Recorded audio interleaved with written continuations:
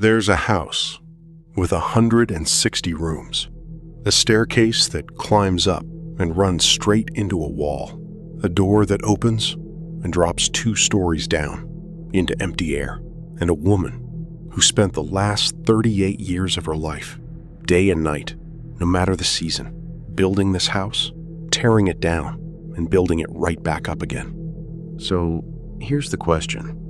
Was she really trying to escape something? Something she believed was hunting her? Or was there something inside that house that no one has ever fully explained? And here's the one that still keeps people up at night. On the night she finally died, alone inside that house, what actually happened? I'm going to answer all 3 of these, but you have to stick around till the end, because the last part of this story is going to change how you look at that house completely. All right, real quick before we get into it, let's do the intro thing, so no ghosts interrupt us halfway through. Hey guys, welcome back to the channel, where we dig up the strangest, creepiest, most unexplainable true stories out there. The real ones. The ones nobody's ever fully solved. If this is your first time here, do me a favor and hit that subscribe button, because if you're watching this alone at night, trust me, you're going to want the company. And smash that bell too, or you're going to miss the next one. Kind of like those doors in this house. You never know where they're going to lead. All right, enough stalling. Let's get into this horror mystery. This story starts in a small town in California called San Jose, where a house is still standing today, but whose story never really ended. The year was 1862. A woman named Sarah Lockwood Pardee married William Wirt Winchester, the son of the man who ran the famous Winchester Repeating Arms Company. Sarah was sharp. She spoke 4 languages, and she was gifted in music, math, and science. She stood barely 4'10", but she carried herself like someone twice her size. But her happiness didn't last long. In 1866, she gave birth to a daughter, Annie, and just a month later, the baby died of illness. Sarah never really recovered from that loss. Then, in 1881, her husband William died too, tuberculosis. A mother who lost her daughter, a wife who lost her husband, and what was left behind was an incredibly wealthy but incredibly lonely woman. She had all the money in the world and none of the peace. Now, here's where the story gets murky, and I want to be upfront. There's no solid record proving any of this actually happened. But the legend says that, drowning in grief, Sarah went to see a spiritualist, a medium. Back then, that wasn't unusual at all. And that medium supposedly told her something that would change the rest of her life. She said, "Sarah, your family is cursed. Every soul killed by a Winchester rifle is coming back for revenge. Your daughter's death, your husband's death, that's the curse at work." And then she gave her a way out. If you want to survive, she said, go west, buy a house in California, and never stop building it. As long as the hammers keep swinging, as long as the wood keeps getting cut, those spirits can never touch you. True or not, nobody's ever been able to confirm it.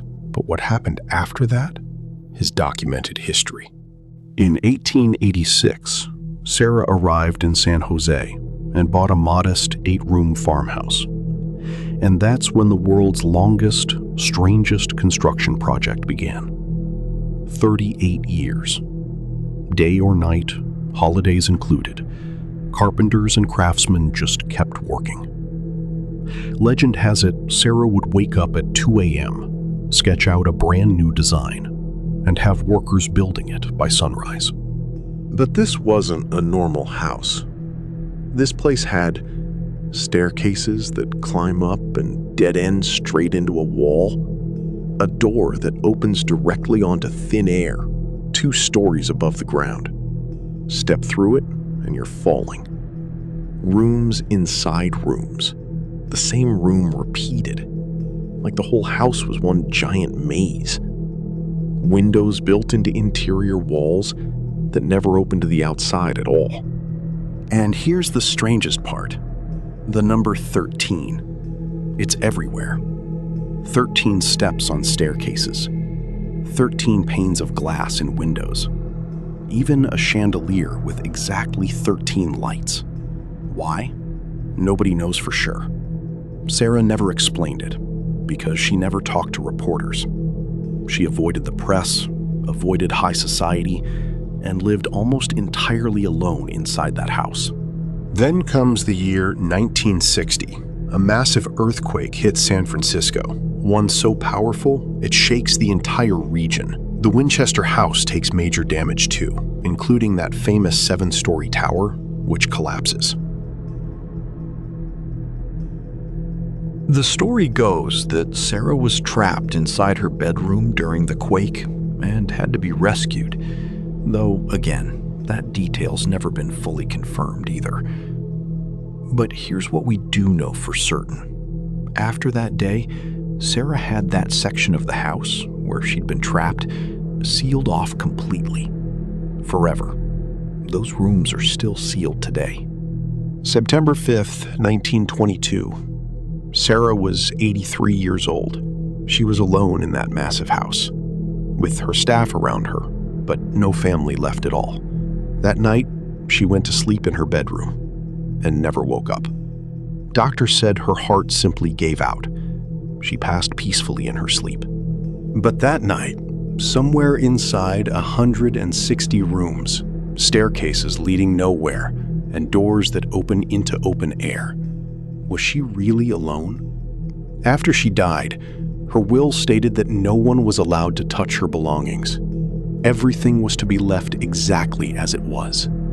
The house was later bought by a couple named John and Mamie Brown. They originally planned to turn it into an amusement park, but once they realized how much interest the world had in this house's story, they opened it up for tours instead. Today, the Winchester Mystery House is one of California's most famous haunted landmarks. Guides and visitors still report things to this day. Footsteps when no one's around, doors that open and close on their own, and every once in a while, a faint sound of someone crying, coming from somewhere in the house. All right, let's go back to the 3 questions I opened with. Was Sarah really building out of fear of spirits? Historians say there's no written evidence Sarah herself ever mentioned visiting a medium. That story only surfaced years after her death in a book, and that's what really turned this into a legend. It's possible Sarah simply loved architecture and design, and building endlessly gave a lonely, grieving woman something to pour herself into. What was really inside that house? The truth is, no one's ever been able to confirm it completely. Some experts believe it was purely one wealthy, isolated woman's creative obsession. But the people who visit today, and the things they claim to experience, tell a very different story. What actually happened that last night? Officially, Sarah passed peacefully in her sleep. But one thing still makes people wonder. If she was truly alone that night, then why do tour guides and visitors, even today, feel that same strange cold and hear those same sounds near that very room? That question is still looking for an answer. So that's the story of the Winchester Mystery House, a story built on grief, wrapped in mystery, and maybe holding on to something we still don't fully understand. Would you ever visit a house like that? Let me know in the comments. If you enjoyed this one, make sure to hit that subscribe button, because there are a lot more stories like this coming. And trust me, you don't want to miss them. I'll see you in the next one. Until then, take care of yourselves, because some doors don't open on their own.